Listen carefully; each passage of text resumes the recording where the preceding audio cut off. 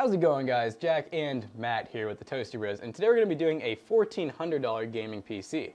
Now this PC is sponsored by Antec and their DA601 case. You will see this case in a minute. It has a very interesting design, but special thanks again to Antec. They helped fund this PC build, and they are going to be funding the next couple of PC builds each month on the channel, so special thanks to them for supporting what we like to do, build computers. And be sure to check the links in the description down below to purchase this case and other Antec products from their website. Now let's go ahead and talk about the rest of the PC parts and why we're doing this build. For the processor, a little bit better than what we would normally go with. This is actually a AMD Ryzen 7 3700X. This is a really good 8-core 16-thread processor. Comes with the really nice Wraith cooler too that has the RGB on it, because we're actually not using a cooler for once. We're just using stock cooler, which this is plenty good for. So for the motherboard, it's a little bit of a weird board. It's an X370 from Asus. It's the Crosshair 6 Hero board. So you can get these for not super expensive, but you usually can't buy them new. Most of the time you have to go on eBay to get something like this. So we do recommend going with like an X570 or even a B450 would actually support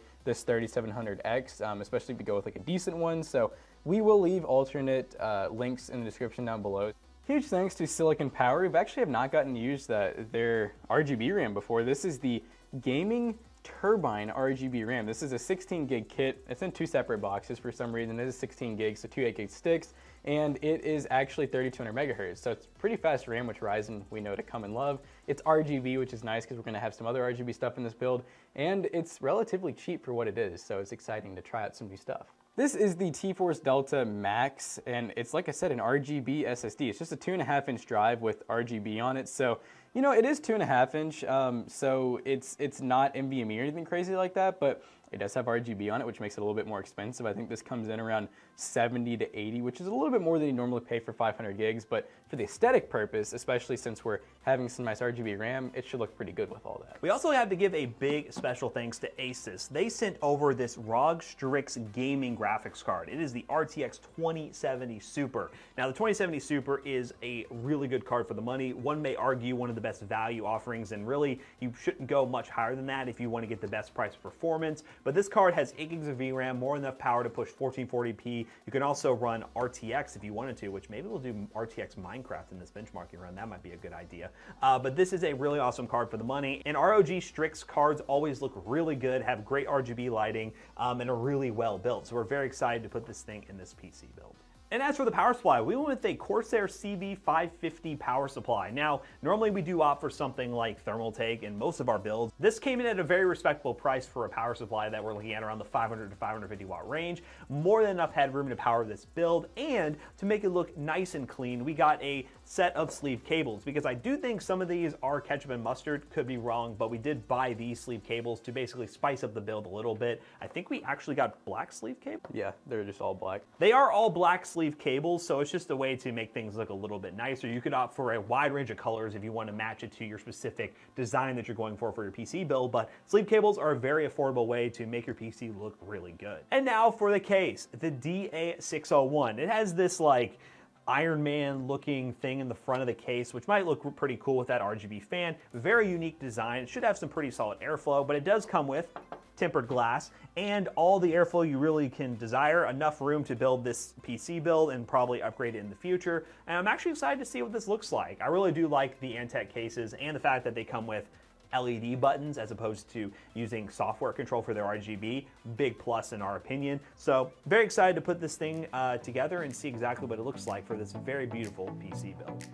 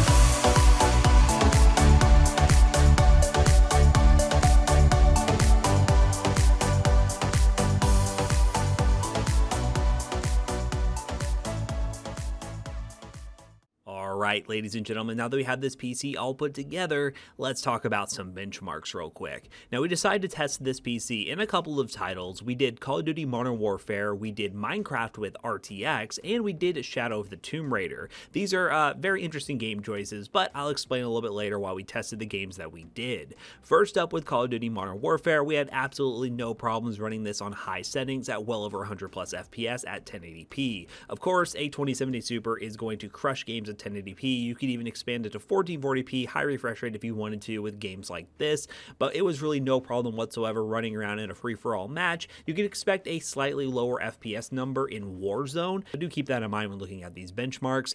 Now let's talk about Minecraft with RTX. We are using the RTX beta right now with the 2070 Super. Special thanks to a viewer who actually let us use his account so we could use Minecraft Bedrock. But this RTX demo is actually really impressive. I am really shocked how different Minecraft looks compared to the non-RTX version. And as you can tell, running through some of the pre-made maps that NVIDIA had made for the RTX demo, it looks beautiful. Now, yes, it does run a lot worse when you crank up the view distance, but I mean, getting 60 FPS with DLSS on, which is a great feature that allows basically the graphics card to render the image at a lower resolution and then upscale it using AI to make it look like it's running at the native resolution.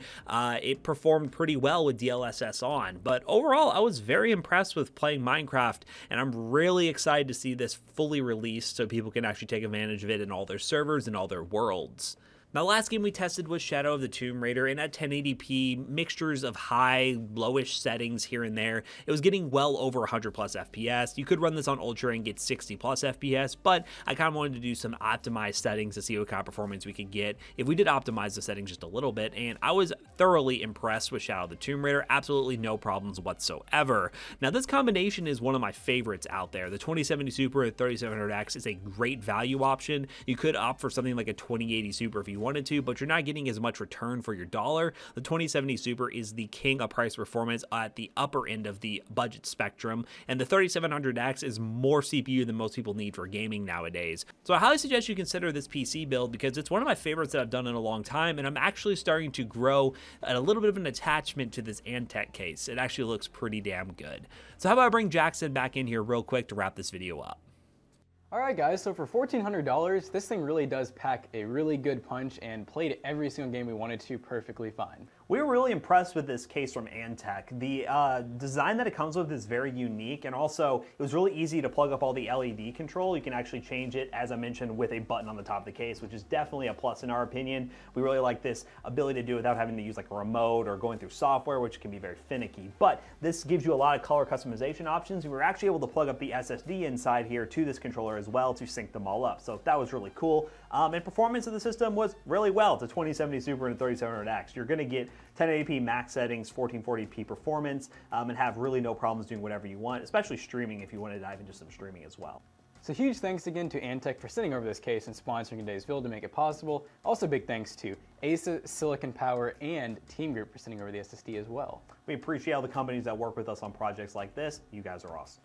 So we hope you guys enjoyed today's video. Don't forget to use our links in the description down below. They are affiliate links, so they do help us. Also, don't forget to check out our other channels. We have twitch.tv/ToastyBros for us live streaming stuff like this and PC part picker stuff, and also Toasty DIY and Toasty Clips for other cool YouTube channels you should check out as well. Don't forget to like, comment, and subscribe. And we'll see you guys in the next one. Peace. Goodbye.